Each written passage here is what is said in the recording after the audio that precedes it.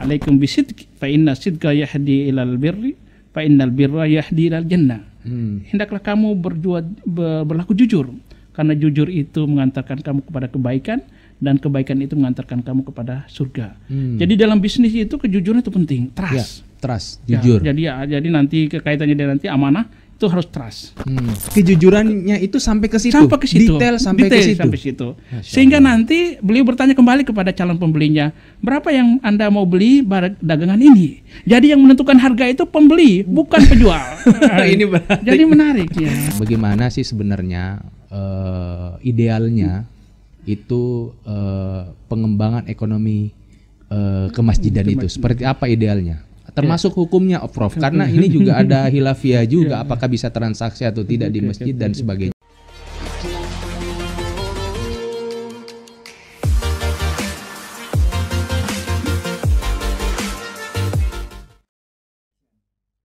Bismillahirrahmanirrahim. Assalamualaikum warahmatullahi wabarakatuh. Waalaikumsalam warahmatullahi wabarakatuh. Hamdan katsiran thayyiban mubarakan fi, Rabbi shrahli sadri wa yassir amri wahlul 'uqdatam min lisani yafqahul qauli. Masih bersama saya Budi Kamrul.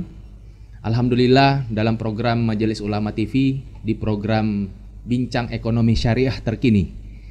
Hadir di tengah-tengah kita guru kami, orang yang kami hormati, orang yang kami banggakan, di tengah-tengah kesibukannya bisa berkesempatan hadir untuk berbicara tentang ekonomi syariah. Bersama-sama kita di hari ini Profesor Dr. Haji Muslimin Kara SAG MAG. Bagaimana kabar, Prof? Alhamdulillah. Terima kasih banyak. Alhamdulillah ini suasana cuaca lagi kurang bagus. Dengan kesibukan Prof, alhamdulillah bisa berkenan hadir bersama-sama kami di Majelis Ulama TV. Kita berbincang-bincang santai, Prof. Kita ngobrol tentang ekonomi syariah. Kita berbicara soal bagaimana pengembangan ekonomi syariah di Indonesia. Ya. Baik, Prof. Untuk saat ini kita akan mengangkat tema soal bagaimana pengembangan ekonomi umat berbasis masjid ini lagi viral, lagi tren nih di tengah-tengah masyarakat. Tapi sebelum masuk ke situ, Prof, saya sedikit akan bertanya mengenai keseharian Prof. Seperti apa Profesor menjalani. Saya infokan terlebih dahulu bahwa Prof Muslimin ini adalah guru besar ekonomi Islam di Universitas Islam Negeri Alauddin. Benar ya, Prof? Fakultas Ekonomi dan Bisnis Islam. Oh, Fakultas Ekonomi dan Bisnis Islam. Oke, Prof. Pertanyaan pertama, Prof. Ekonomi syariah. Bagaimana penerapan ekonomi syariah pada zaman Rasulullah Shallallahu Alaihi Wasallam yang diterapkan dengan kondisi kekinian saat ini? Seperti apa penerapannya, Prof? Baik, bismillahirrahmanirrahim. Assalamualaikum warahmatullahi wabarakatuh. Alhamdulillah, alhamdulillahil alamin, wa bihi nasta'inu ala umuri dunya waddin. Salatu wassalamu ala asyrafil anbiya'i wal mursalin, sayyidina Muhammadin wa ala alihi washabihi ajmain. Amma ba'd. Alhamdulillah, pada hari ini kita bisa berdiskusi tentang pengembangan ekonomi umat berbasis masjid dan bagaimana ekonomi Islam pada masa Rasulullah bagaimana menerapkannya. Yang pertama, bahwa ekonomi Islam adalah sebuah ekonomi yang dibangun oleh umat Islam yang pada masa Rasulullah SAW itu sudah ada. Tetapi secara teori pengembangan ekonomi Islam itu baru pada abad 20 ya, 1970-an itu baru memulai diteorikan. Prakteknya sudah ada. Jadi dimulai dengan perbankan syariah dan terus sekarang sudah berkembang pada aspek-aspek lain sesuai dengan teori ekonomi modern. Pada masa Rasulullah itu kan seorang pedagang. Oh ya. Jadi beliau adalah seorang pedagang. Dia adalah seorang penggembala karena memang orang Arab itu dua cara mencari makannya. Yang pertama adalah kalau yang punya peradaban yang madani, Arab yang maju itu biasa berbisnis. Kalau ada Arab yang badui itu adalah mengembala domba. Jadi Rasulullah itu adalah pedagang, maka perdagangan itu menjadi penting. Bahkan ada sunnah Nabi, jalan rezeki itu adalah banyak dari aspek perdagangan. Baik, bagaimana nilai yang diajarkan Rasulullah tentang perdagangan, tentang bisnis? Yang pertama adalah prinsip yang ditegakkan oleh Rasulullah adalah prinsip tauhid. Jadi tauhid itu menjadi sebuah nilai yang penting, menjadi dasar. Bahkan Rasulullah diutus itu adalah dalam rangka untuk mengesahkan Allah. Jadi dalam bisnis itu tidak seperti teori ekonomi modern yang memisahkan antara Tuhan dengan bisnis. Dalam Islam tidak ada pemisahan antara nilai tauhid ada di bisnis. Dalam bisnis ya. Jadi dalam rangka berbisnis itu tauhid itu menjadi penting. Tauhid itu adalah pengesahan Allah, bahwa Allah itu adalah sumber di dalam hal ekonomi, adalah memberikan rezeki, memberikan sebagai sumber dalam kehidupan. Oleh karena itu aktivitas ekonomi itu harus dalam rangka bagaimana mengesahkan Allah. Jadi dan juga harus memiliki tanggung jawab bahwa bisnis itu tidak hanya untuk aktivitas dunia semata, tidak hanya untuk aktivitas pribadi semata, tetapi aktivitas bisnis itu dalam rangka untuk mengesahkan Allah, dalam rangka untuk mengabdi kepada Allah Subhanahu wa taala. Mengabdi, tauhid dan pengabdian.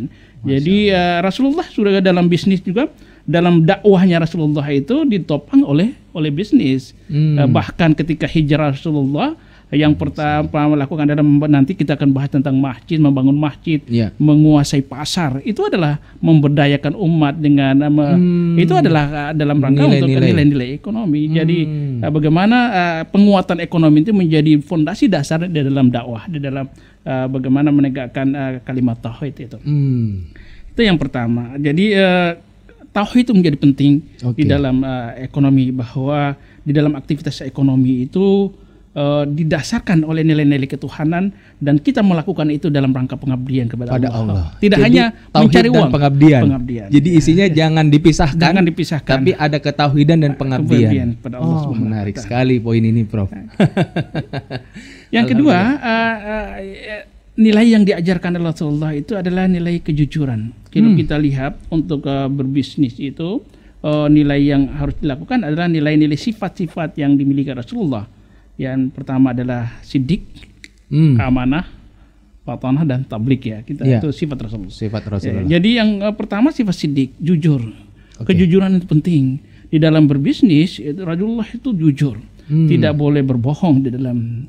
Bahkan Rasulullah menyebutkan dalam hadisnya, alaikum bisidq fa inna sidqa yahdi ilal birri fa innal birra yahdi ilal jannah.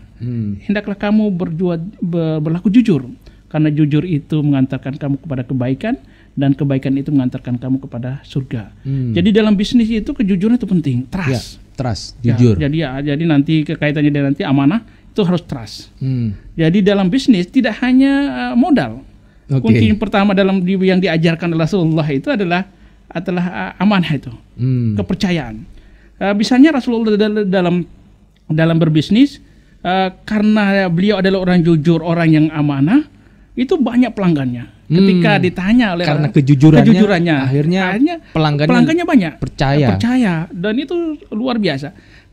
Kalau ditanya Rasulullah berapa harga dagangannya, Rasulullah tidak pernah langsung menjawab dagangan saya ini 5 rial, 10 rial, berapa dirham. Tidak. Beliau menjelaskan dagangan ini misalnya saya ambil dari Khadijah, karena misalnya dia membawa barang dari Khadijah, itu misalnya modalnya itu adalah 5 dinar. Lalu disampaikan modalnya kepada calon pembeli.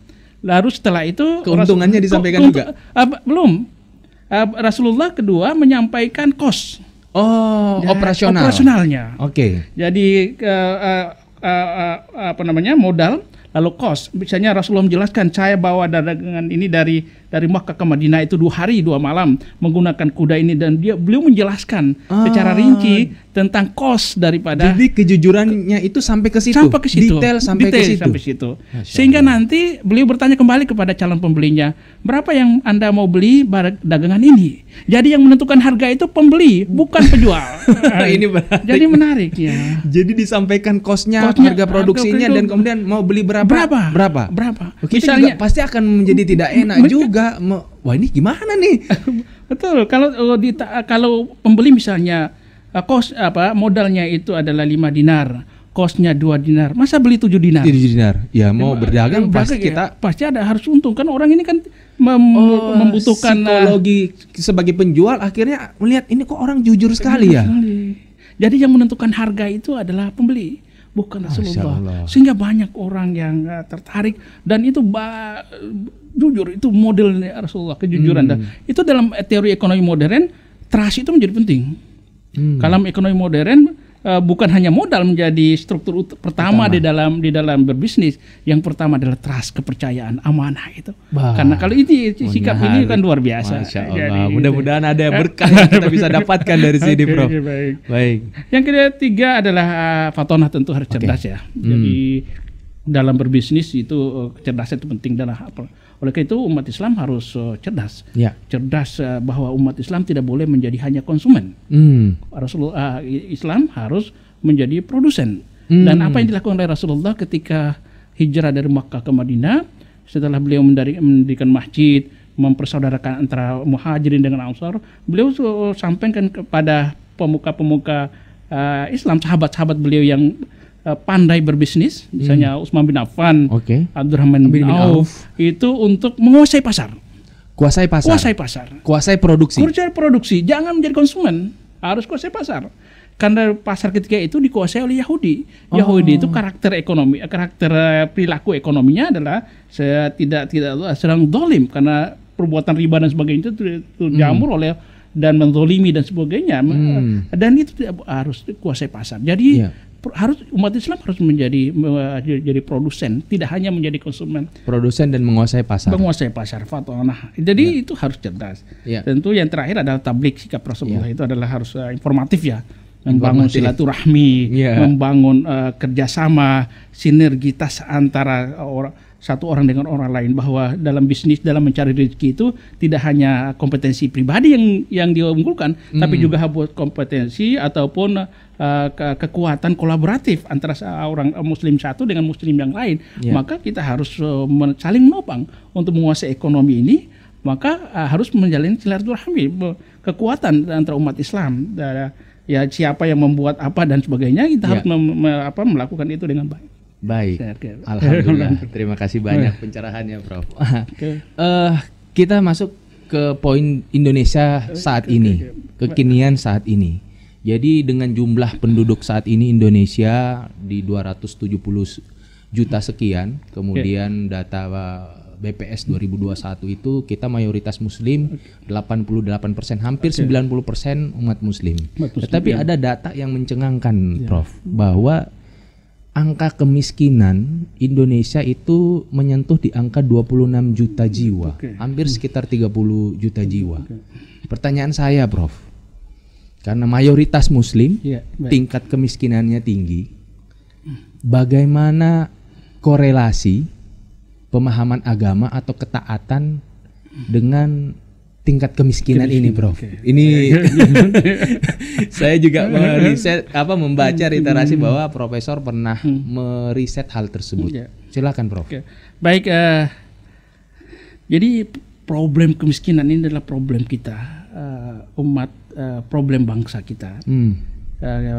Bangsa ini adalah mayoritas adalah Muslim. Maka tentu kita ingin umat Islam harus menjadi pemain utama dalam rangka untuk bagaimana memberdayakan kita keluar dari kemiskinan ini. Dan Rasulullah kan sudah menegaskan dari awal, kadal fakru ayakuna kufran, kan, hampir-hampir orang miskin itu menjadi kafir. Artinya Islam itu mendorong jangan sampai menjadi orang miskin. Jangan sampai cenderung harus memiliki. Rasulullah udah orang kaya. Siapa yang bilang Rasulullah itu miskin? Data menunjukkan bahwa Rasulullah beliau kawini saudagar kaya raya Khadijah radhiyallahu anha dengan mahar yang luar biasa. Ada menyebut sampai 100 ekor unta. Kan luar biasa, bukan orang miskin. Beliau adalah masih anak-anak sudah mengembalakan kambing. Menginjak pada remaja dewasa adalah bisnis. Bisnisnya pun antar negara. Internasional. Jadi kalau kita adalah bisnis internasional, karena beliau membawa dagangan dari Mekah ke Syria sampai ke Syria. Syria itu adalah di luar Saudi Arabia kan, dia antar negara, sehingga beliau adalah orang kaya. Betul ketika Rasulullah wafat nyaris tidak mewariskan harta warisan, nyaris ya tidak mewariskan harta. Jadi seluruh kekayaan Rasulullah itu dinisbahkan untuk pengabdian tadi.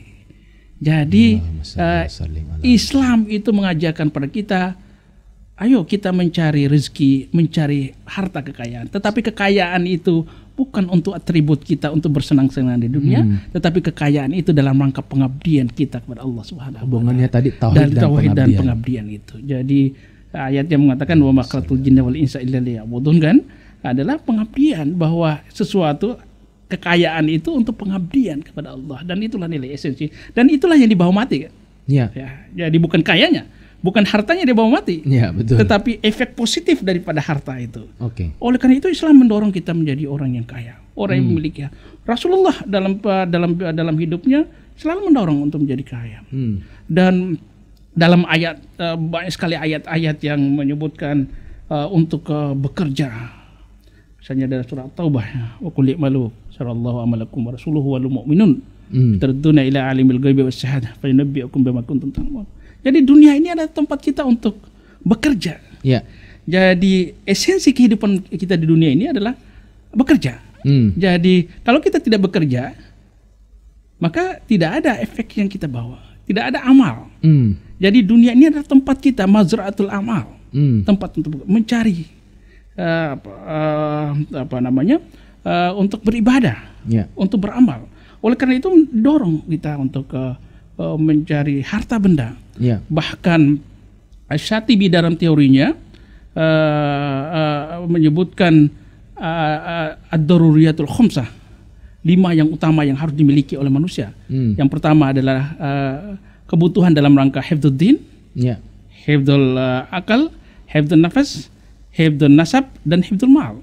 Harta itu menjadi penting, itu ad-daruriyah, kebutuhan yang daruri, kebutuhan yang harus ada dalam diri manusia. Kalau tidak ada, sandang, pangan dan papan lah ceritanya, maka manusia itu akan hilang eksistensi sebagaimana. Bagi Islam itu mendorong kita untuk memiliki harta. Tetapi sekali lagi, harta itu bukan untuk atribut dunia, untuk berfoya-foya. Dalam bahasa Al-Quran kan jama'a amalun wa addada kan, mengumpul-ngumpul dan hitung, tetapi dia menjadi ladang pengabdian. Oleh karena itu Islam mendorong untuk mencari rezeki untuk pengabdian kita kepada Allah. Jadi Islam yang baik itu adalah orang yang kaya, orang yang memiliki mencukupi kebutuhan hidupnya dalam rangka untuk pengabdian kepada Allah Subhanahu wa taala. Jadi tidak dorong untuk orang miskin. Kita tidak boleh menjadi orang miskin. Jadi maksud Prof mau katakan bahwa pemahaman agama itu kalau kita mengajarkan nilai-nilai agama Islam dengan sesuai dengan apa yang diajarkan oleh Rasulullah, dengan semangat, ketauhidan dan lain-lain, seharusnya kita menjadi orang yang tumbuh dan berkembang. Di antaranya adalah kita harus memiliki akses penguatan ekonomi. Jadi umat Islam harus dakwah ini kan tidak mungkin dilakukan dengan bagus, dengan baik kalau tidak didukung oleh ekonomi. Rasulullah juga begitu. Dalam rangkanya dakwah Rasulullah itu, keberhasilan Rasulullah itu didukung oleh sahabat-sahabat beliau. Khadijah, Utsman bin Affan, Abdurrahman bin Auf, orang-orang yang kaya. Jadi harusnya kita harus tambah semangat dong, karena sudah dicontohkan oleh Rasulullah SAW. Jadi mungkin kesederhanaan dalam ekonomi Islam itu kan kesederhanaan. Kesederhanaan itu bukan berarti miskin. Jadi kesederhanaan itu bagaimana kita menampilkan dalam kehidupan kita, mengkonsumsi sesuatu yang kita butuhkan, tetapi harta yang kita miliki itu tidak hanya dikonsumsi, tidak boros, tetapi kita mengkonsumsi itu sesuai dengan kebutuhan kita, Lalu sebagian daripada harta itu untuk rangka untuk pengembangan, untuk dakwah, untuk pengabdian. Ini yang harus ditanamkan. Baik, Prof. Kita masuk ke pertanyaan selanjutnya, Prof. Ke tema tentang bagaimana pengembangan ekonomi umat berbasis kemasjidan ini yang lagi hype, lagi viral, Prof. Saya ingin mau sedikit meminta pendapat Profesor, bagaimana sih sebenarnya idealnya itu pengembangan ekonomi kemasjidan itu seperti apa idealnya, termasuk hukumnya, Prof, karena ini juga ada khilafiyah juga, apakah bisa transaksi atau tidak di masjid dan sebagainya. Silakan, Prof. Jadi jadi saya katakan tadi bahwa ketika hijrah dari Makkah ke Madinah, Rasulullah ada 3 hal penting yang dilakukan oleh Rasulullah. Yang pertama membangun masjid. Ya. Jadi yang pertama membangun masjid, maka dibangunlah Masjid Quba dan setelah itu Masjid Nabawi ya. Lalu yang kedua adalah mempersaudarakan antara orang muhajirin dengan ansor. Ya. Yang ketiga adalah kebijakan Rasulullah adalah tadi menguasai pasar. Dan yang banyak beberapa, tapi ini yang saya ada tiga ini. Masjid kenapa penting masjid? Masjid itu sebagai pusat. Masjid itu kan tidak hanya sebagai tempat sholat. Masjid itu sebagai pusat pemberdayaan. Pada masa Rasulullah, masjid itu adalah markas tentara, pusat negara dan sebagainya, ya, istana negara lah kan gitu, pusat Baitul Mal, dan semuanya aktivitas itu harus dibangun dari masjid. Pusat peradaban itu harus dibangun dari masjid. Jadi masjid ini harus dikelola secara bagus dalam rangka bagaimana pemberdayaan umat. Tadi yang kedua yang dilakukan oleh Rasulullah itu kan mempersaudarakan muhajirin dengan ansar. Sebenarnya mempersaudarakan itu tidak hanya melakukan persaudaraan, memperkenalkan antara dua kelompok ini, tetapi yang dimaksud dengan mempersaudarakan itu adalah memberdayakan. Jadi ada nilai pemberdayaan. Kalau kita lihat dalam perspektif sejarahnya kan muhajirin kan orang yang hijrah bersama Rasulullah atau orang yang mengungsi. Orang yang mengungsi kan tidak bawa apa-apa. Dia hanya bawa badannya dan sebagainya ala kadarnya untuk hidup di perjalanan. Jadi ketika Rasulullah itu mempersaudarakan, itu memberdayakan. Jadi Rasulullah menyuruh kepada orang Ansar untuk mengambil orang-orang muhajirin yang hijrah bersama Rasulullah, yang ikut mengungsi dengan Rasulullah untuk diberdayakan sampai mereka mandiri. Jadi si A misalnya sahabat dari Ansar, ini kamu ambil ini dan berdayakan sampai mereka mandiri, mandiri secara ekonomi, nanti tidak lagi bergantung pada sahabat Ansar. Jadi pemberdayaan, jadi penguatan ekonomi dengan pemberdayaan.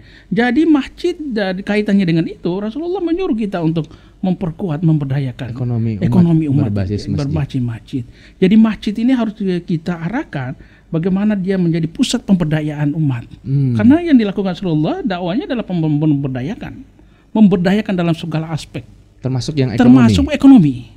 Jadi kalau kita lihat dalam Islam, filantropi Islam, kebajikan dalam Islam kan luar biasa.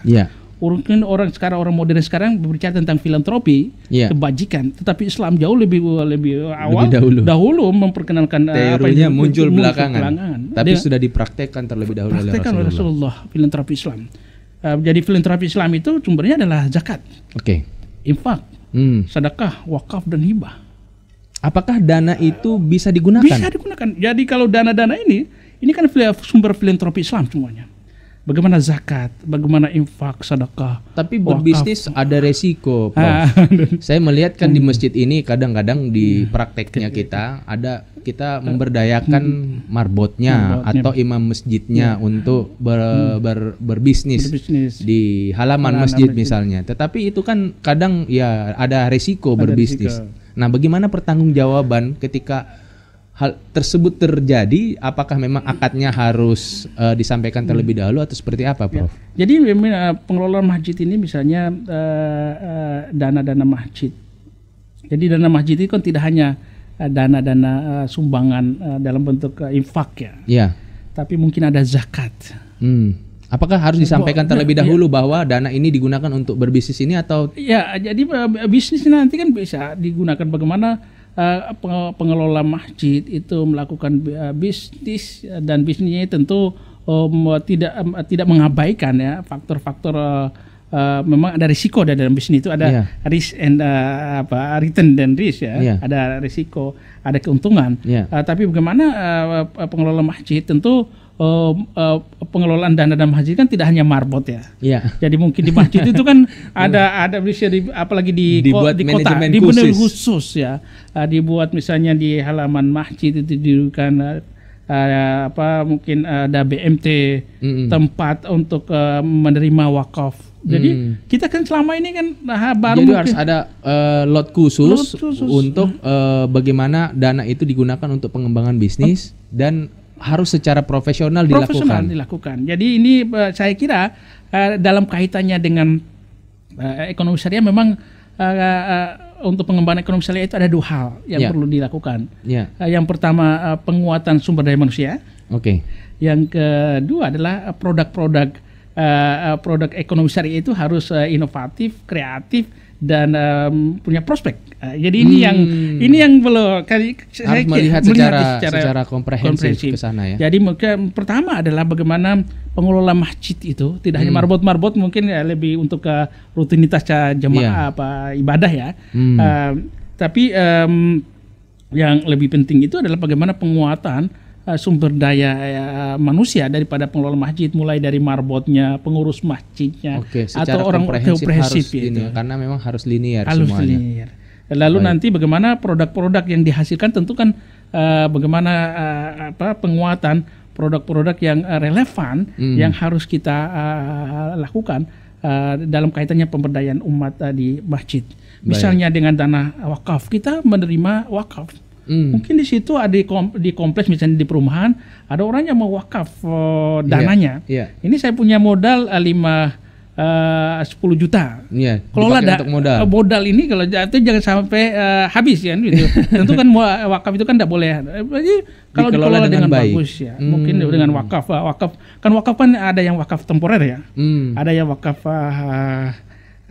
yang abadi. Mungkin ada orang mau wakafkan tanahnya lalu dibuatkan taman pendidikan ataupun tempat untuk pesta dan sebagainya, dikelola secara oleh masjid dan hasilnya itu untuk masjid. Kan itu luar biasa. Jadi sumber-sumbernya itu bisa menjadi digunakan untuk kemakmuran masjid juga. Jadi kan kita dana zakat juga begitu. Ya kita bisa jadi dikelola dengan baik jadi misalnya begini. Ada yang menarik yang dilakukan oleh teman-teman dari Jawa, misalnya di daerah Jawa. Bagaimana misalnya orang itu misalnya dalam BMT, penguatan BMT, Baitul Mal. Misalnya masjid memiliki BMT. Misalnya nanti jamaah itu harus datang ke masjid misalnya gitu. Harus ada pengajian. Jadi orang-orang yang tadi tidak ke masjid tapi karena ada kue ekonomi pasti datang ke masjid ya. Gitu. Jadi dakwahnya juga dari situ ya. Jadi mungkin bagaimana rekrutmennya bisa saja dengan melalui sistem kepercayaan. Jadi kalau di bank itu kan jaminannya adalah jaminan material. Ini jaminannya adalah jaminan integritas.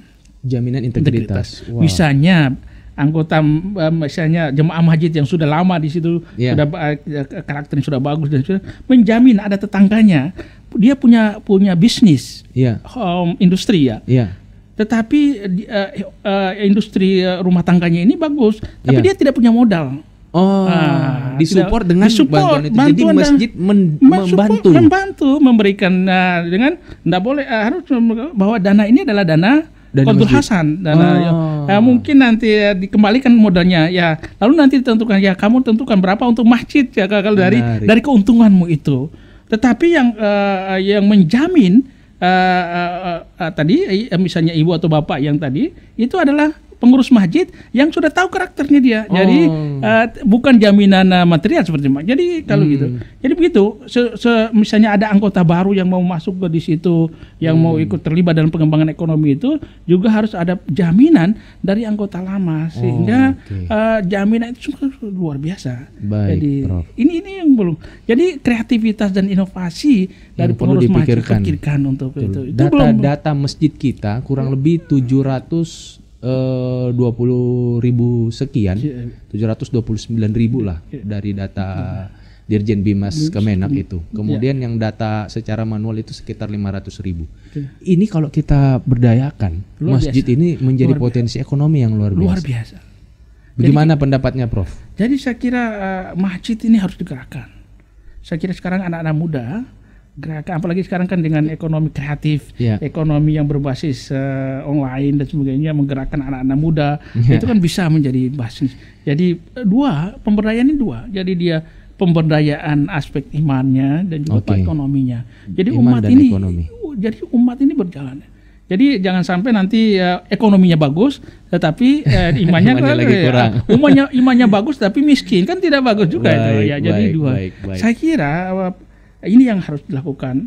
Jadi yang kedua, kita mungkin umat Islam harus lebih aware bahwa zakat, infak, sedekah itu tidak hanya diarahkan kepada yang konsumtif.